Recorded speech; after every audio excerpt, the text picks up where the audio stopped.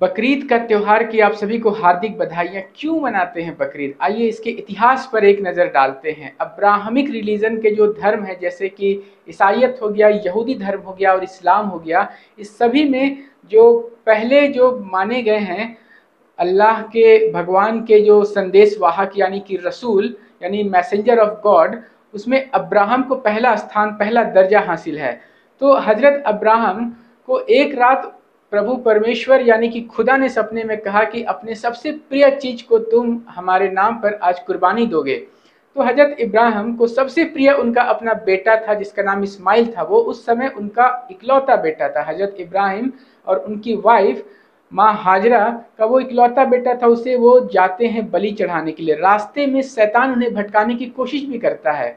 कहा जाता है कि शैतान ने उसे ऐसा करने से मना किया, मगर उसके बावजूद वो जाते हैं और अपने पुत्र के गले पर छुरी रख के फेरने वाले होते। तभी ईश्वर ऊपर से एक भेड़ भेज देते हैं और उसके पुत्र को हटा लिया जाता है। इस्माइल बच जाता है और उस भेड़ की कुर्बानी चढ़ जाती है।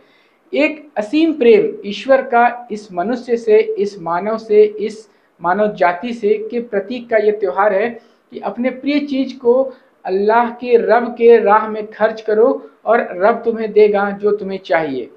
तो यहाँ पे रब की राह में खर्च करने से तात्पर्य है कि जो भी चीज है उसे भलाई के लिए, मानव सेवा के लिए, इंसानियत के लिए और निस्वार्थ रूप से उसे त्यागना, ताकि सबका भला हो सके।